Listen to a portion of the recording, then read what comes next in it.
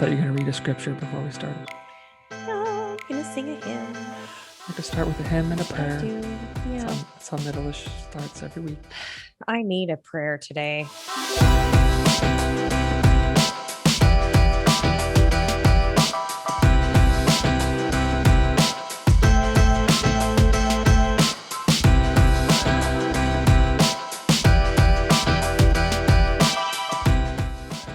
And welcome to Middleish, the podcast about moderation in all things. I am Erin Green. And I am Michael Gray. I have to say that ever since a few episodes ago, when apparently I said my name higher than I normally do. Do you remember that? When you were like, Did I call you out? Trying to mimic me? Because you said that really high. I was like, I am Michael Gray or something like that. Like now I'm like, okay, don't say it low. Put the radio voice on. Don't sound like an idiot. Erin will make fun of you. I bet you can make your voice go low. That deep. I don't know if I've ever really tried. Kind of. I can't do it. Not going to try on air. I'm thinking about it too much. Yeah. Yeah. I'm overthinking it. It's going to crack. Hello. That's about as low as it can go. That just sounds pretty weird. Low. I don't think I can. Yeah. You can't match that? I can do that. I mean, you could try. No, I can't. No, I can't. Welcome. All right, listeners, you did not sign up for this today. I apologize. Oh, yes, they did. They know what they're getting into every week. I actually don't think they do. I had a client tell me that she listened to the episode. It was our anniversary episode where you had the spiders situation. Yeah.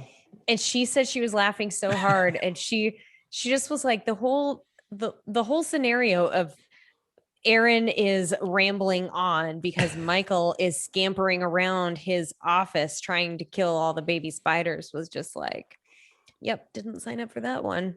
But you know what? Here's the thing is we could have edited all that out, right? Like we could have edited all that out and made it so no one ever even knew that was a thing that happened. We absolutely could have done it. I like the "we" bit because Michael does all the editing.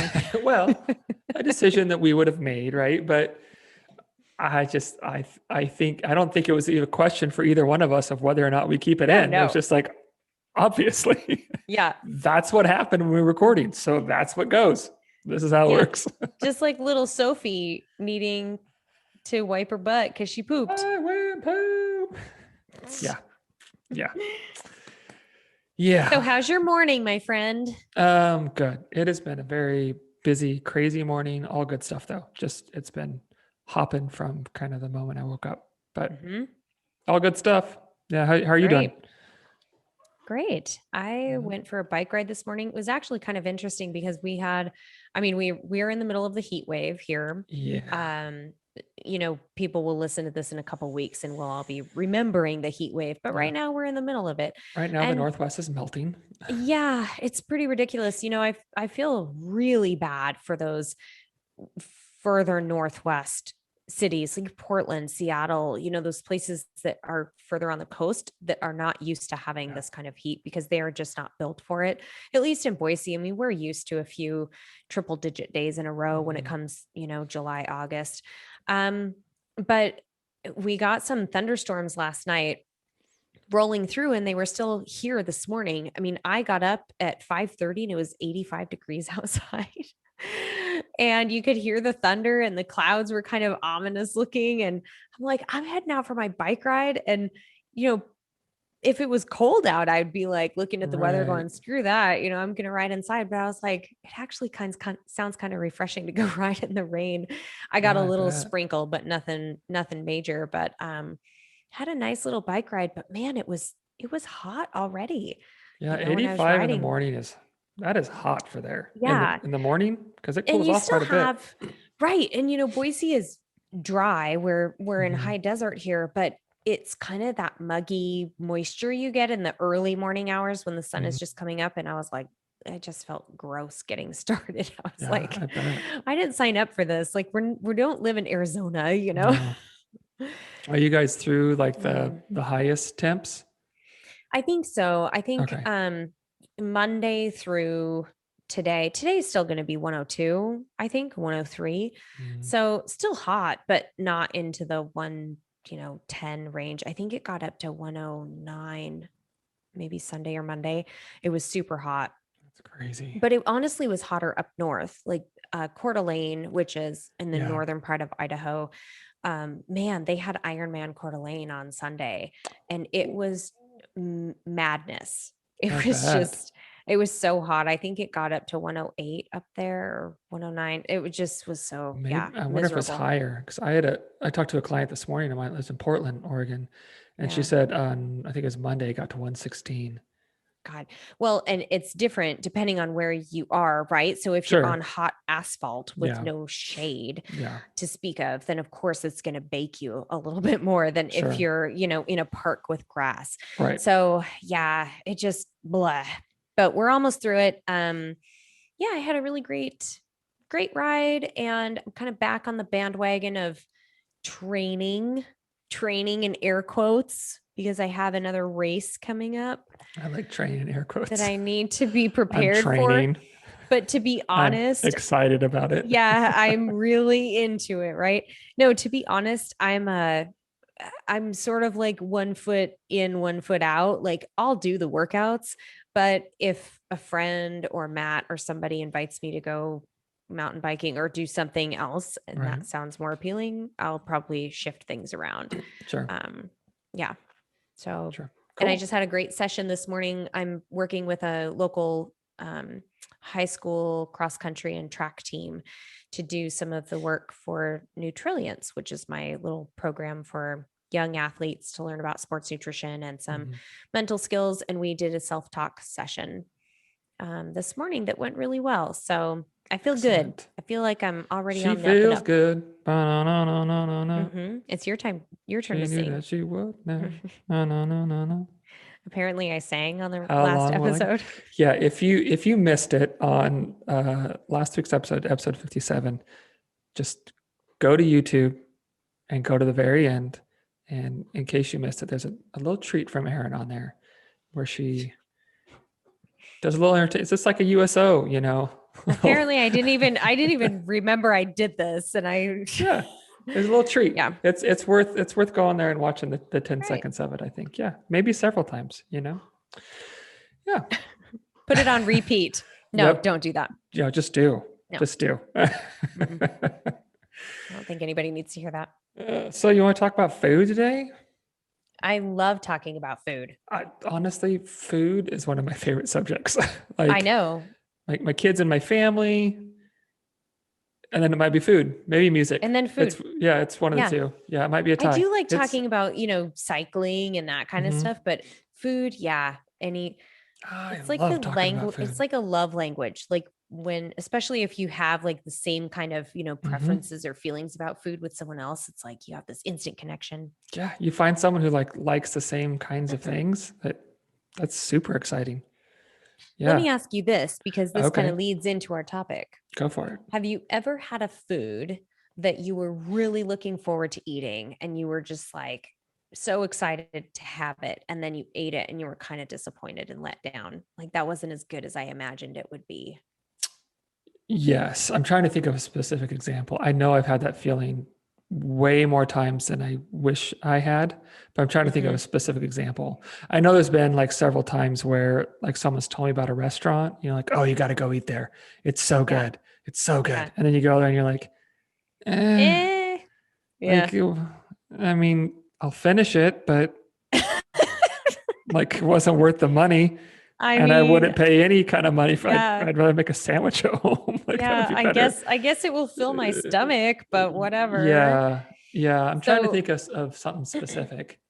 I have a funny story about Okay, Matt.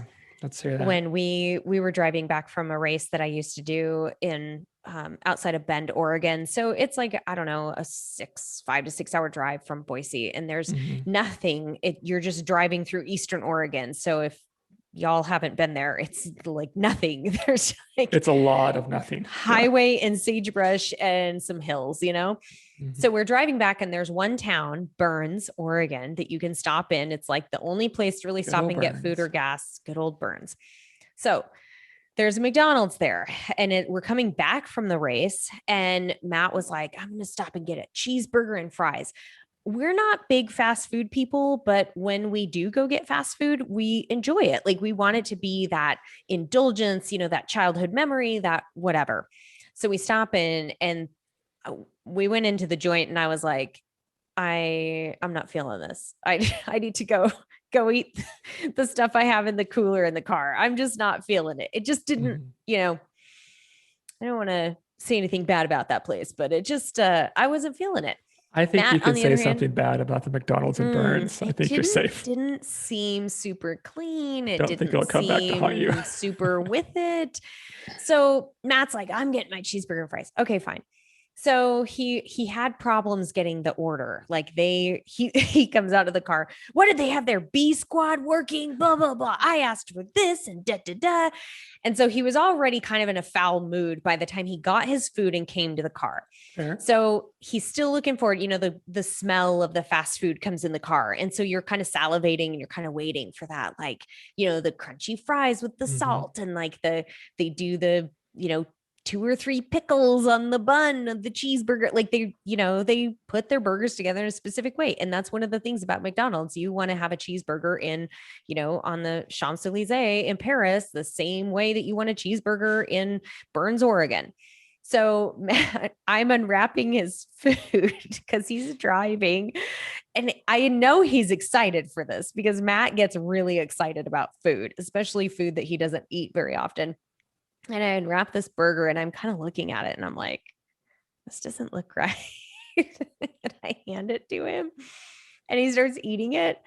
And he's driving down the highway and he starts like pulling the bun apart and looking at it, and like looking at the road. And he's like, this is just a hamburger. And it didn't have anything on it. It didn't have condiments. It was meat and bun. And he was like, that sucks. And he hands it back to me and he's like, is the other one a hamburger too? And I open up the other quote cheeseburger. It's a hamburger too. Oh, and he's so pissed because we're driving away by this point. So it's not like you can rectify the situation. And he's like, fine, at least I have the fries. And I hand him the fries to eat. And they were like, I'm not kidding. They were like room temperature and soft. I mean, it was like they had been sitting out in, on the counter for like a couple hours. And he was so pissed. That is a real bummer. And I'm laughing now but I really felt so bad for him in the moment, because this is a prime example of when you program yourself to enjoy this food. And, Matt's got like memories of McDonald's and he doesn't have it very often. And it's just like getting that fix. And he was really looking forward to it. And he only ate like a couple of the first bites and then he didn't eat the rest because he was like, that sucks. It just really, really stinks when you're it really excited to get that fix and it's not there. Absolutely. And so, I've had I was thinking while I was listening, and I've had several times where I've got like a cheeseburger from somewhere and the bun's super stale, or the fries are old, like these have been sitting way too long, or like at Subway or a sandwich place for the bread's like one day too old. And it's like, bread's not supposed to crunch, at least not this bread, things like that. And then an example that I don't know if it was last week or 2 weeks ago, but I said every few years I'll get a Twinkie, and hoping, all that nostalgia and how much you loved it as a kid. And for, I don't know, the last 20 years, every 2 or 3 years I get one, I'm just like, this is pretty disappointing. I always want it to be better than I know it's going to be. And I put myself out there and I get hurt again every single time. Get your heart broken all over again. Every time.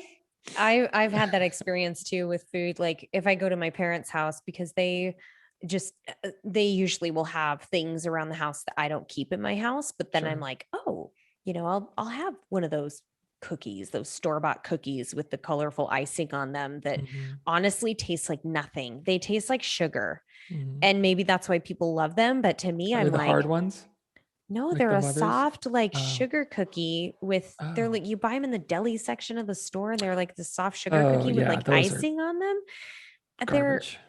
I'm just like, I don't I don't know. I mean, give me something kind of buttery with a flavor or Right. ugh. Some kind of So that's, complexity. yeah, but I still get roped into trying it every now and then. And I'm like, why did I do that? Yeah. Such disappointment. You know what I really want to try, like for nostalgia's sake? My grandma always had these.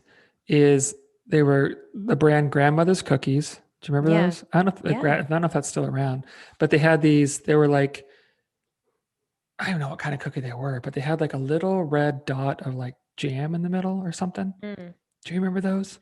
I think so. I think I know what you're talking about. I've looked for them several times in the store and haven't been able to find them, but it's been a long time. But they were like super soft. Anyway, they were like super Yeah. nostalgic because my grandma always had those and like these little 4 ounce cans of treetop apple juice in her pantry.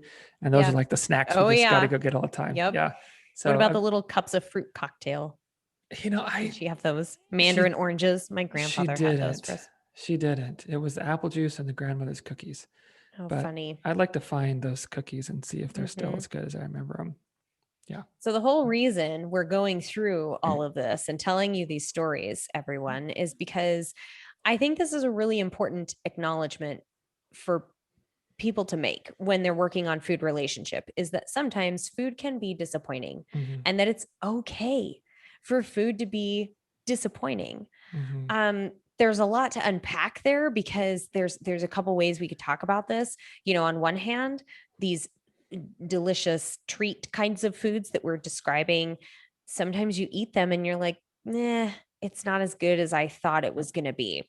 And that can be a little bit of, a sort of a mental challenge for Yeah. people because if you're depriving yourself of those foods and then you finally allow yourself to have it and it really doesn't taste that good, it can be almost impossible for you to admit that. You're like, oh, but I had my Twinkie or I had my fries Hmm. and yeah, they were really good. It's okay if they weren't. Like, let's just be honest about what food you really enjoy and what you Right. don't. Yeah. No, I agree.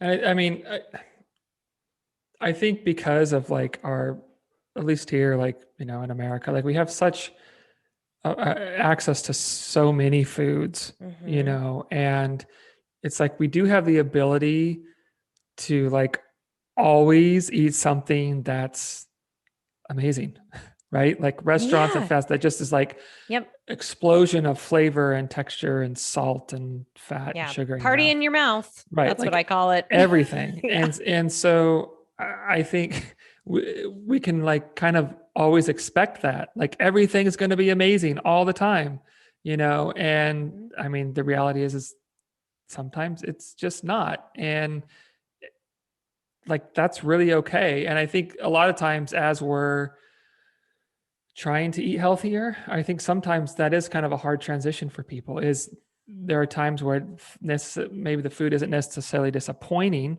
it's just not so like Mhm. preservative and salt and Mhm. additive ridden, that there's like it's not the manufacturing that gives it the flavor, it's just the flavor of an apple or the flavor of a Brussels sprout or Yeah. you know what I mean. And I think sometimes because we're so like barraged with like Yeah. amazing explosion, like, I mean, when was the last time you had like a nacho cheese Dorito? That is a literal explosion in your brain It's of funny because the Doritos are what amazingness, I right? use for an example too. When I talk about the party in your mouth flavor, it's like, yeah, Dorito is kind of up there. Because it's everything, right? It's Mm-hmm. like the perfect crunch, the perfect amount of salt. It's almost overwhelming, but not too much. Mm-hmm. And so if we're always expecting those kind of things, and then when we start to include more whole foods, it can be, oh, well, this is Yep. not, this is as exciting as a double bacon cheeseburger. Right. Well, yeah, it may not be, but that's okay. Yeah, and that's a super good point that the food industry, I mean, they have researchers and labs and all of the chemistry to Mhm, make food highly palatable. mhm. And that's the goal. We want to make products that are highly palatable. Okay. And unfortunately, we fall victim to it. And I shouldn't say fall victim to it. We're humans. Like it's very natural to go after food that's highly palatable. So it's not people's fault that they're seeking out these highly palatable foods. It's human nature, things taste good. Now you can sort of reprogram your taste buds Yeah. to pick up on those nuanced natural flavors of, say, an apple or a carrot or some cooked something, a sauce that you make at home kind of thing that doesn't have all of that stuff in it. And it doesn't mean that you can't ever have those highly palatable foods. What I'm trying to get at is just acknowledging that food does not always have to be this. Every meal and every snack and every time you eat doesn't have to be like a party in your mouth, Yeah. exciting flavor experience. That food can be enjoyable in lots of different ways, and understanding how you appreciate the nuanced, flavors, textures, aromas, appearance of food, all of those things go into the eating experience. So Yeah. it doesn't just have to be purely on flavor. And anybody who's raised kids understands this as well, because your kid will have their favorites that they Mhm. eat, and they want it really based on flavor and familiarity, Mhm. when you as the adult understand that, wow, there's actually this wide variety of food out here, and it's not always going to be your favorite, and that's okay. Yeah. Yeah. Yeah.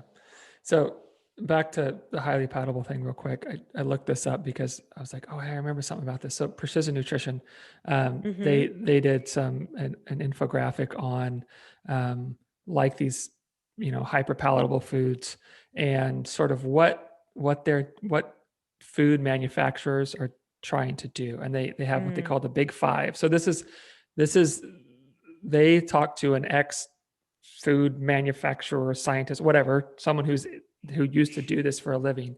And she said the five things that they try to do for these hyperpalatable foods are make them calorically dense, usually mm, through a lot of sugar and or a lot of yep. fat. Okay. Yep. Intensely flavored, right? Like you think about like a nacho cheese Dorito, you could have half of that Yeah. cheese dust and it would still be Right. rot. Right. You'd have The no magic doubts cheese about dust. what it was Yeah. supposed to taste like. Immediately delicious, right? So as soon as it Mhm. hits your tongue, it's that explosion. Melted down easy. Even a nacho cheese Dorito, that like the chip doesn't, but that dust does. Like Right. it makes like a coating of goodness on your Mhm. tongue immediately, right? And Mhm. then it's easy to eat. There's like no effort to prepare it, Yes. you know? That last So one is huge. yeah. And so if we're used to these things, which we all are, right? Like, I mean, Mhm. almost all of us, this is a lot of what most people eat are these things that are Mhm. really hyper palatable. And if we're used to that, then eating, yeah, like, chicken and a salad can be pretty boring at Right. first, Right.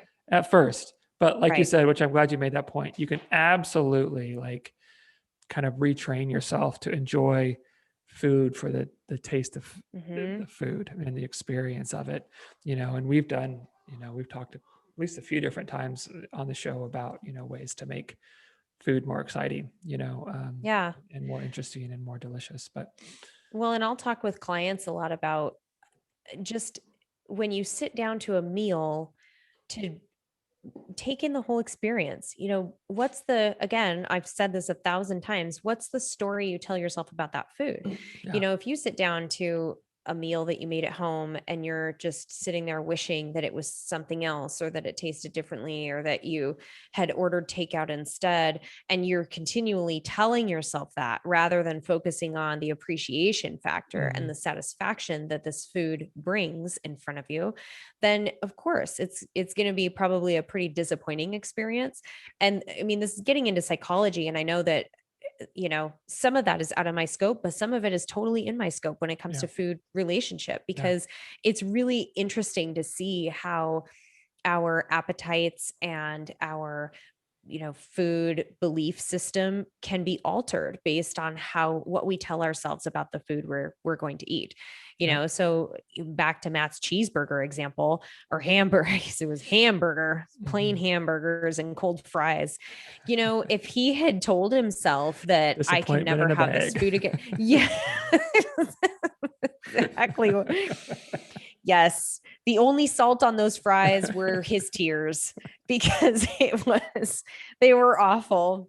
Just drags them But along his eyes. right, I know, The just flavor. like dip those fries in your tears, Matt. Oh man. So if he had told himself, well, this is my one chance to eat this food, and I'm never, I'm only allowing myself to have it once a year, and he just ate it angrily, kind of believing that like this is his only chance. And trust me, he did get a rebate. I think he went and got McDonald's as soon as he got back to Boise and was just like, this is the way it's supposed to taste. But, the point is that's another reason why food restriction can be so dangerous, because you can convince yourself that because I don't allow myself to eat this whenever I want it, that now that it's available, I need to always eat it. And I think I've told my story about one of my clients with the pizza. Her food was like, whenever we're going out for pizza with the family or something, I'm getting pizza. Like pizza was kind of one of those very highly desirable foods, but she was always telling herself she shouldn't be having it. So she would just like overeat it every time she'd go out for pizza. And then as we started working through this, she started realizing she just didn't like, she became like a pizza snob, because she was like, this actually doesn't taste as good as I thought it was supposed to, or like I thought it would. And so she started getting very particular about when she would go for pizza, how much she would have, and what places she would go to. And that's just another example of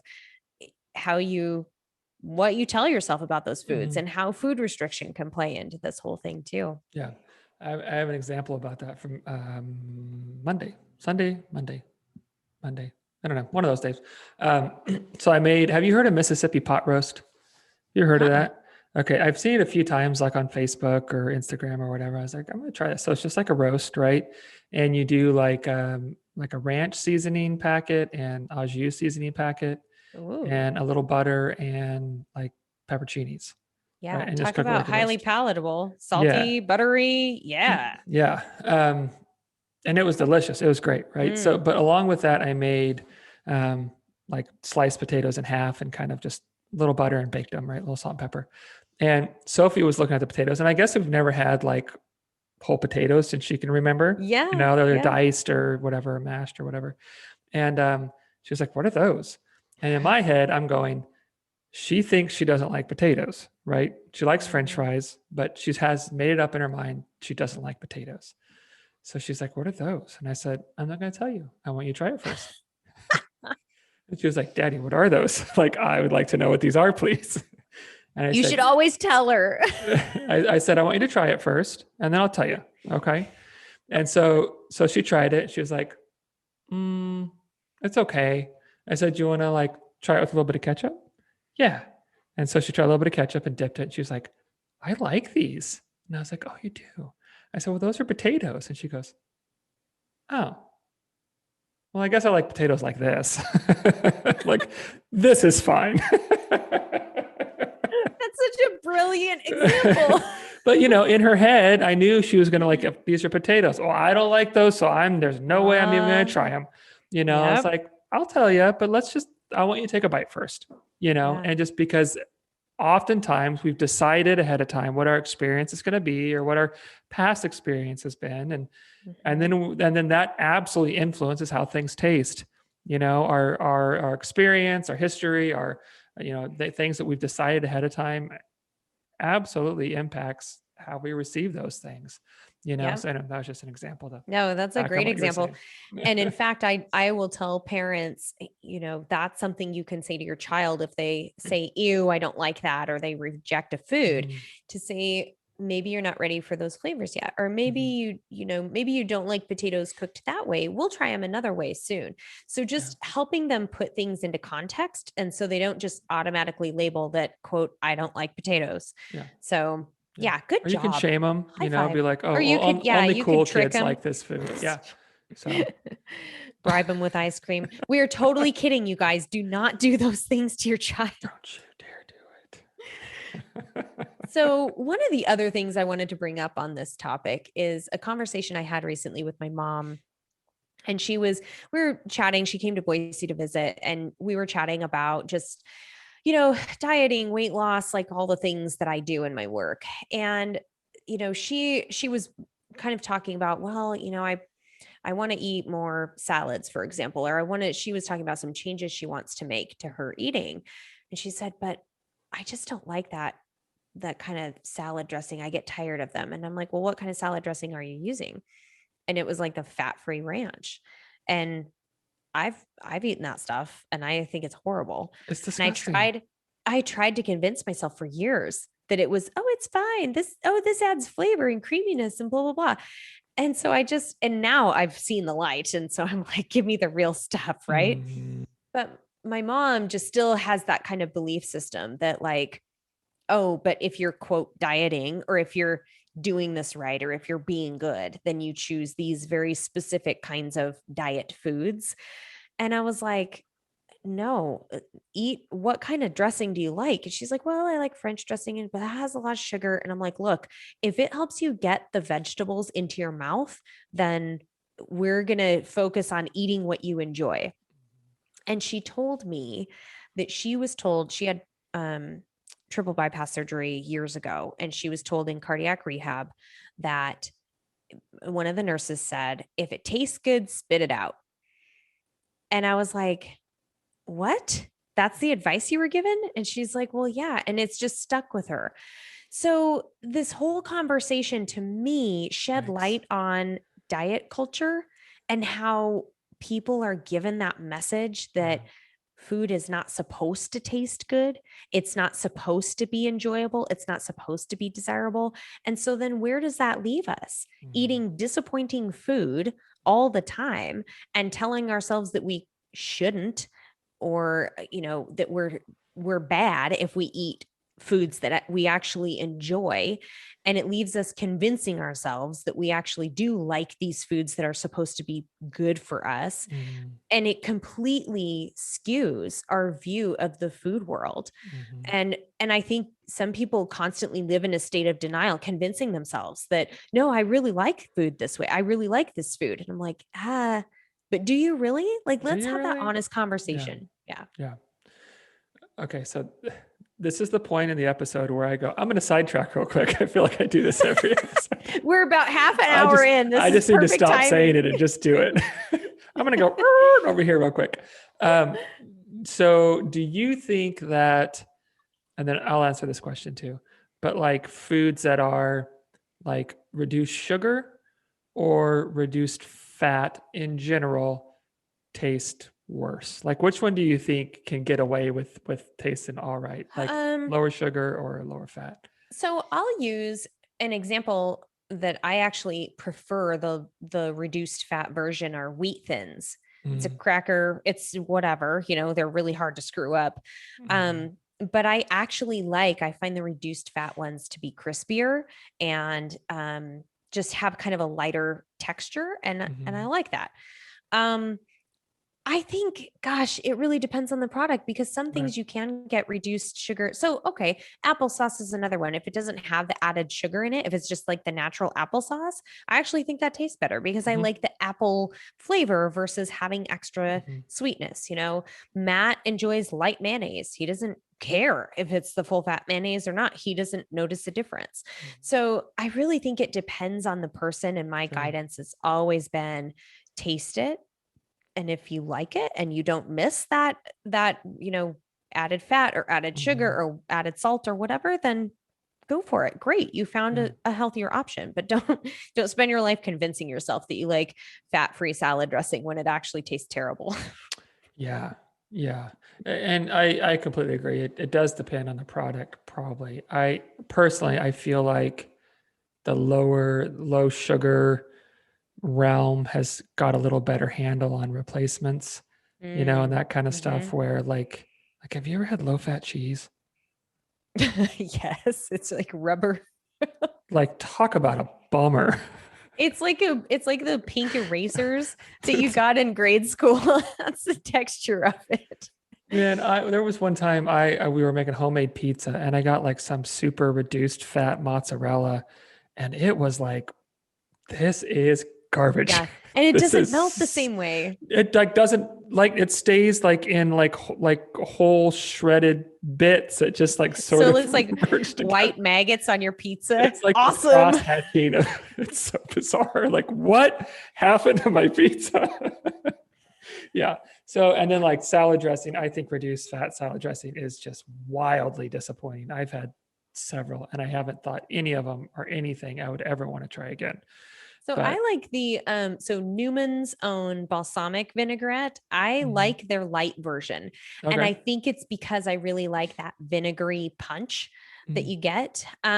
But I'm with you. Many of the reduced fat or well, I'll take that back.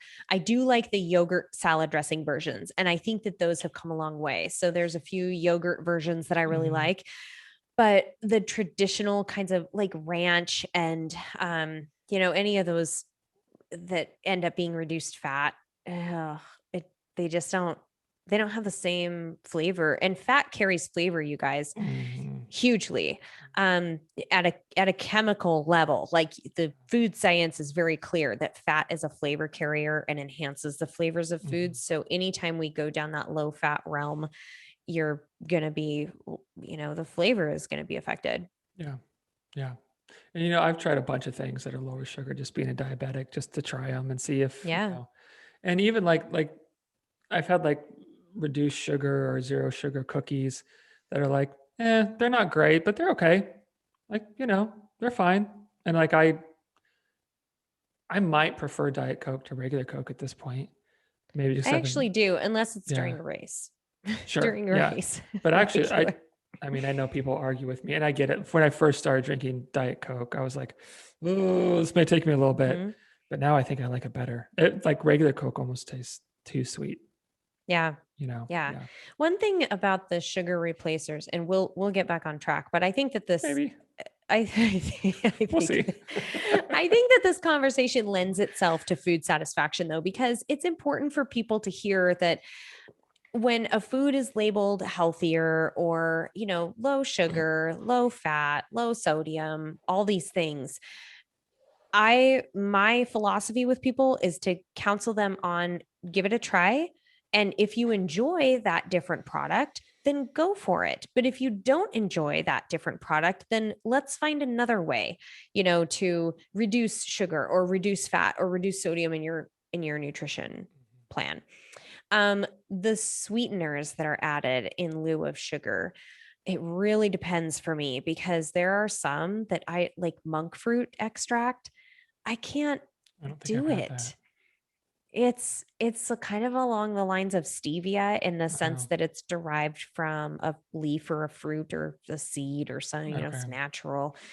I can't, it has a flavor that is really off-putting to me. Mm, And I've had very, very few products that have any monk fruit in them that I actually find palatable. Most of them I'm like, oh, there's a mm, weird flavor going on. And stevia has a little bit of that effect on me as well, but I think it's a little more tolerable than monk fruit extract. But those are a couple of mine that I've yeah. identified that I'm like, I'll just eat the sugar, please. To me, stevia can just taste a little fake, Yeah. like kind of phony.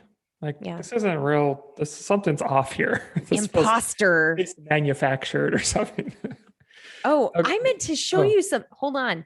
You're going to hold down the fort. I'm going to run in the other room real quick. I'll be right back. okay, okay, I can do this. Yeah, so I was gonna actually ask Aaron a question, but I guess I won't. I'm gonna try to think. You can hear me? Oh. Well, now I can't do whatever I want. That was no fun. Nope. I'm back. I'm Man. back. The whole reason I ran in the other room is because I got, for those of you watching on YouTube, I got this little packet in my Unbound race packet, and it's called RX Sugar. And it says it's nutritious sugar. This is the label: clean and functional, natural and non GMO, 0 calories, zero net carbs, zero glycemic, which I think they mean glycemic index, but Maybe. okay. Zero It fun. is. I have zero fun. I should take a Sharpie and write it on there. But I just thought it was really funny. It says nutritious sugar, but then it Yeah. says no calories, no carbs. And I'm like, what is this stuff? It's allulose, which I Okay. mean, sounds like it's probably a fiber derivative of some kind. I've had a And I have protein bar not, made with allulose yeah. So a I few haven't years ago. researched it and I haven't opened it up, but I do think it's probably something along the lines of a fiber. Um, anyway, we were talking about sugar substitutes. I had to bring that up and share that with you because I kept it all these weeks instead of throwing it away, just so I could make fun of it on the podcast. Yeah, I'm glad you It did might it. taste awesome. I don't know. Maybe I should open it and taste it. I like nutritious sugar and clean I sugar like as opposed to that sugar we're used to that is so unnutritious and just has like lint and The pennies dirty in it, sugar. you know, yeah, the dirty sugar. The dirty sugar. Okay, I'm gonna taste this. That's all. Yeah, that's a whole other thing. Maybe we need to do a whole episode on is sugar toxic, because I feel like that's a thing that's out there that Erin is licking her hand if, I'm licking if it. you're not watching. You know what it tastes like is if you were to crush Smarties into a powder, that's what it tastes like. And to be honest, I don't really like Smarties. So It's kind of chalky. it's okay. Sweet. I don't know. Maybe it could be put in something and be okay. I'm not even going to finish licking my hand. That's how underwhelmed I am. Okay, well that was fun. Disappointing. So what are you going to do now, Erin? I'm just not going to finish it. I'm not going to finish it. And I'm going to get some real sugar when this podcast is over. Yeah, I know I've had a protein bar that had allulose in it. I'm trying to think. I think it tasted weird to me. Like not bad, but I think it's okay. Weird. It's along the lines of like stevia and monk fruit. I would definitely put this above those ones, but I also don't know, like a little packet. This is, what is this? How big is this? It's 4 grams. So, I mean, yeah. Did it taste clean? It could displace. It tastes very clean. Did it Not taste off nutritious? Of my hand. I don't know what's on my hands, honestly. I've been. Well, I hope you know where your hands have been. I I don't know where these hands have been. Sometimes they just go off on their own. I do wash my hands. I do wash my hands. Okay, so I have a question for you. Oh, go for you it. have something you want to say? Because I'll remember my question. No, I was just going to make fun of just along these lines when we're talking about the quote healthy foods that are supposed to taste good. I like making fun of things. The first thing that Michael said when before we were recording and I asked him about this, we were talking about, foods that people think should be desirable, but actually aren't. And he goes, "We're looking at you, Kale." Looking at you, Kale. I was like, well, actually, no, that's not what I meant. But it's a very good point. We're told that you're, quote, supposed to eat these superfoods and these great foods, and they're supposed to taste good. And you're supposed to get on the apple cider vinegar thing and whatever. And, it is totally okay if those foods that are supposedly superfoods and really healthful are not highly palatable to you and that you don't even want to eat or drink them. Yeah. My advice is to find another leafy green or find another fruit or find another, morning drink or whatever. If something doesn't taste good to you and you've had it like kind of shoved down your throat that you're supposed to like this food. Yeah. I think it's worth saying there is no food you have to eat. There just isn't, I tell clients a lot of times with like exercise, like there's no exercise we have to do. There's no food you have to eat. I mean, again, tangent, but like they talk, we hear a lot about superfoods and that. It's like, this is a marketing technique. This is, usually when you hear about superfood, it's Dr. Oz pitching some new tea he has, right? That has right, or some expensive berries that are grown on a specific tree like 1 week out of the year in more the super rainforest. Than a blueberry or a banana. They're a freaking fruit, right? And they're So the whole superfood thing is just kind of nonsense. There's nothing you have to eat. If you don't like something, don't eat it. Like there are a million variations of things that you can, accomplish the same thing with. So my question to you, Erin, is, so let's say you have a client and they try a new recipe or, dinner, whatever, and it's kind of a bummer. Like it didn't turn out and they're kind of disappointed because they spent the money and they took the time, they did the prepping. What do you say to them? Well, I usually ask, what was it about the food that you didn't enjoy? Or was there something that didn't turn out? Or could it be changed next time to make it better? What could make it better? And this is, just going back to your last statement that if there's something you don't like, you don't have to eat it. At the same time, let's be curious about food and let's remain open-minded about why that food didn't really work out for us. Some things are just, cut and dried. I tried a beet. I don't like the flavor. I'm done. Like there's only so many ways that you can try and eat beets, that you're not going to get that flavor, that earthy flavor. But there are a lot of different ways that you can incorporate so many other vegetables and fruits and protein options and legumes and different things that I really encourage people to remain curious. Like, Mhm. okay, you tried this recipe, you put in the time and effort. I would definitely reinforce that Yeah. and comment on how brave that is, because let's be honest, you guys, when we're going through dietary changes, it takes some courage Mhm. to really stray from what you know to be kind of a comfort food and something you really enjoy, to try new Absolutely. things. So Yeah. let's acknowledge that even the act of trying it and putting together a new recipe is worthy of, praise and acknowledgement. And okay, I tried this thing, it didn't turn out. What could I do differently next time? And how can I leave that door open a little bit and, maybe modify it or do something? Maybe something happened with the recipe and you overcooked it, or something, left an ingredient out. Who knows? Mhm. It might turn better next time. Perfect answer. Yeah. I love all of Thank that. you. Yeah, that's Oh, great. awesome. It's great because you're right. I mean, it's like, yeah, I think we are easy to dismiss things, Hmm. and especially with like vegetables. I don't know, most foods, I guess. There's so many ways to prepare things. And, we Hmm. talked about that a lot in, what was it? What, a veggie episode or maybe a salad episode, something like that. Just about like, listen, the way you cook things, matters. The seasoning matters, Hmm. the textures matter.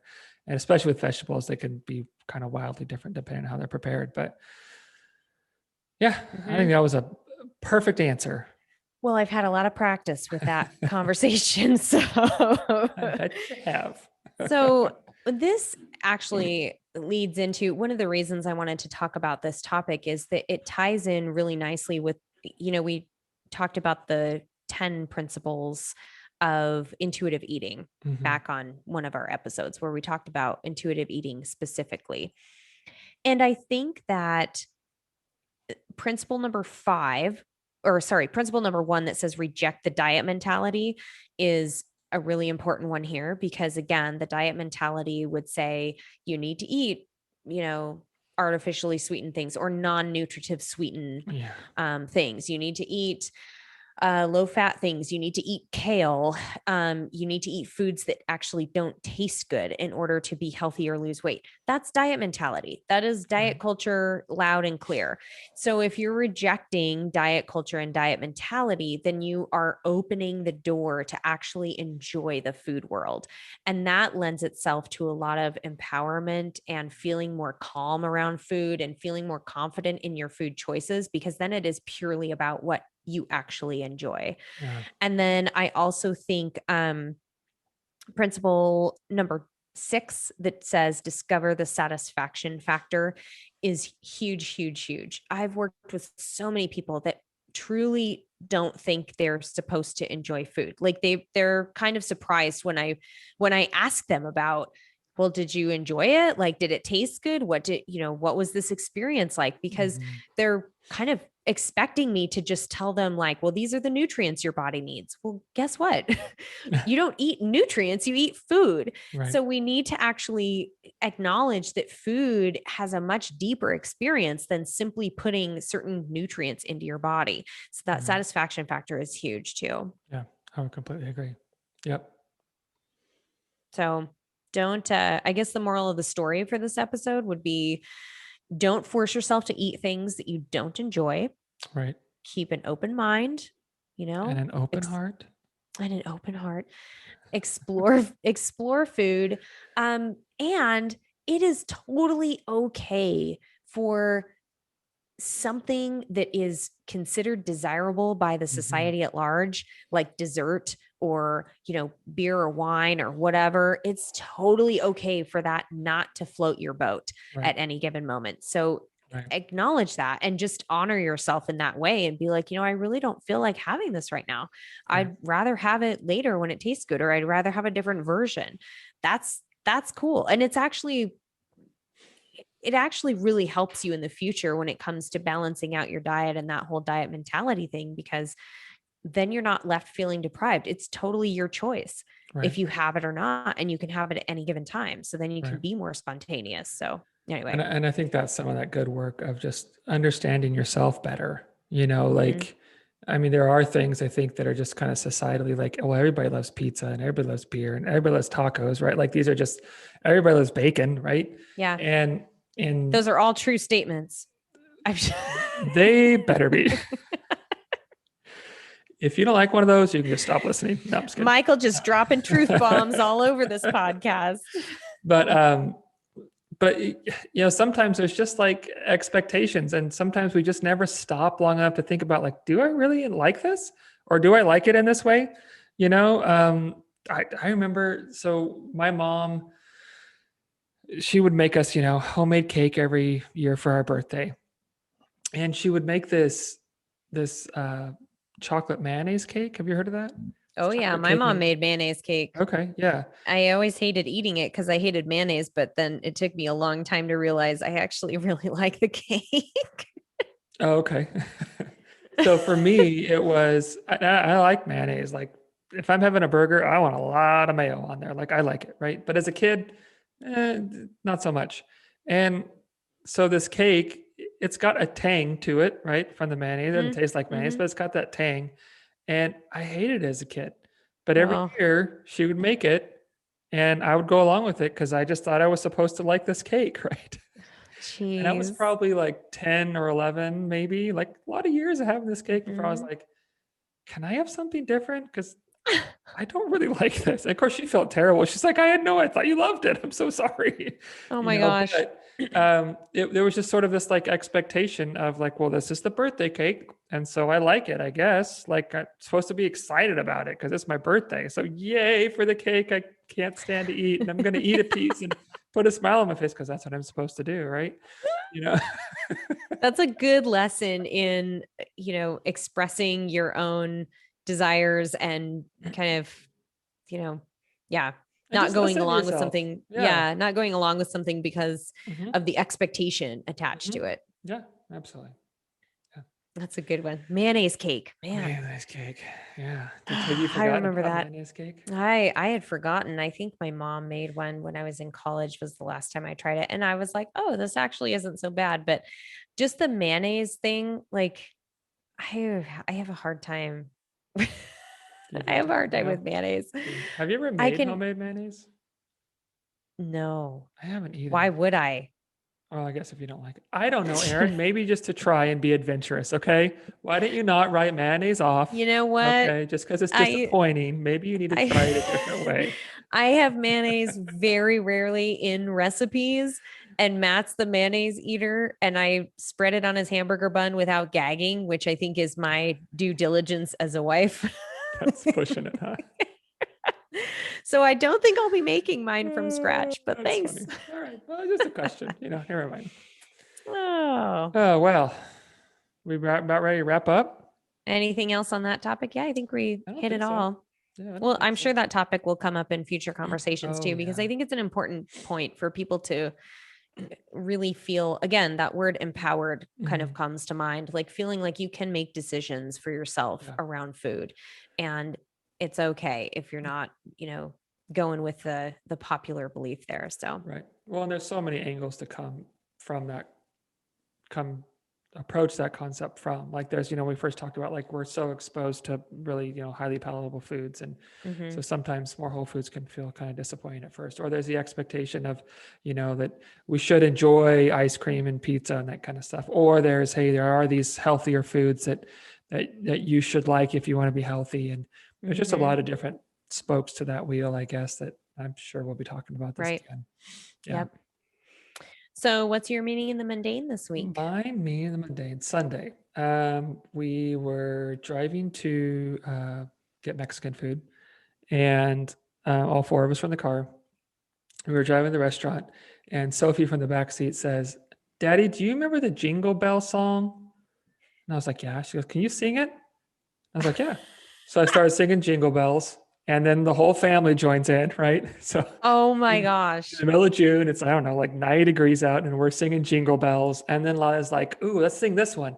And so for like the 15 minutes of the restaurant, we're just singing Christmas carols. Like having a great time. And it was awesome. It was awesome because everybody was in, you know what I mean? No one, and Kathleen's so like looking up lyrics to songs. So wait, what's that line? Or how does that one go? And It Oh was my gosh. awesome. So I much fun. love that. I love it. That's so funny. Yeah, it was a blast. I know, it was really funny. Afterwards, I was like, we just sang Christmas carols for 15 minutes in June, driving to Yeah, the Mexican restaurant. I love it. That's Yeah, you guys that are was like the mine. Griswolds. God, it's the second time that has Except been mentioned. You except compared the me to kids Chevy were not Chase into the earlier. Christmas carols in the Well, car. that's They were true. just grumpy in the back seat, right? That's true. Maybe they were too old. Mine are still young enough. Yeah. Yeah, yeah. But Give it a few years. it was Give it a few awesome. It was years. just this moment of like, all right, we're just driving to a restaurant and here we are just having a ridiculously fun time being super silly. Yeah, it's awesome. Ah, it's So good what's stuff. yours? Um, oh my gosh. I had a really good one and it has slipped my mind, but Uh-oh. it will come back. It's all right. I thought about it the other day and I was like, oh, this is totally my meaning in the Oh, mundane, don't you hate that? but it's gone. But I can come up with a good one. So Just make one up. Oh no. the Tour de France is on Okay. and we watch it every year. We get really into cycling. We know the big names and we just get it's so funny that there are some times when I'm kind of like, oh yeah, I haven't really followed cycling this year, so I'm kind of lukewarm on it. I don't know if I'll watch all the stages. I mean, it goes on for 3 weeks and Mhm. there's only a couple rest days, and so you're literally watching these stages, and the stages are, if you watch the full stage, it's 5 hours Right. long. So if you watch Long. the whole thing, it's like you're watching Mhm. TV all day every day. And Matt and I will watch the highlights together, and it's just a really fun time for us because we'll text each other during the day. If we didn't really see each other, I don't know, I have a workout in the morning or something, and he'll Mhm. text me and be like, stay off social media for the day. No spoilers, and he'll be Yeah. like, don't get on Instagram or whatever. Um, and we'll watch the stage recaps at night, and we'll just get so into it, and we'll have to pause it when we're like we're watching it, and we'll pause it and we'll be like, oh my God, blah, blah, blah. Did you see this? And no. What's this person doing? I think this person's going to do this. Like we get so into it as a couple. And it's just really fun that every year it's the Yeah. same kind of thing, like Mhm. there's so much excitement and drama and, yeah, it's a fun time. So we just started watching the other night. I think the first stage was on Sunday. And so we've been watching the recaps each night this week and Nice. enjoying it, staying in the AC for sure. Yeah. Nice. Awesome. Love it. All right. Well, thanks So everybody for yeah, thanks for listening, for listening. watching. Yeah, we appreciate it as always. If you like what we're doing here on Middleish and you feel like, we're saying important things, we always appreciate you sharing, with friends and family on your social media feeds, emailing a link, texting a link, whatever. And if you'd like to help support what we're doing here, there's a link below. For listener support for, I think it's $4.99 a month. You can help support Middleish, and we really appreciate our supporters as well. Yeah. Thanks so much.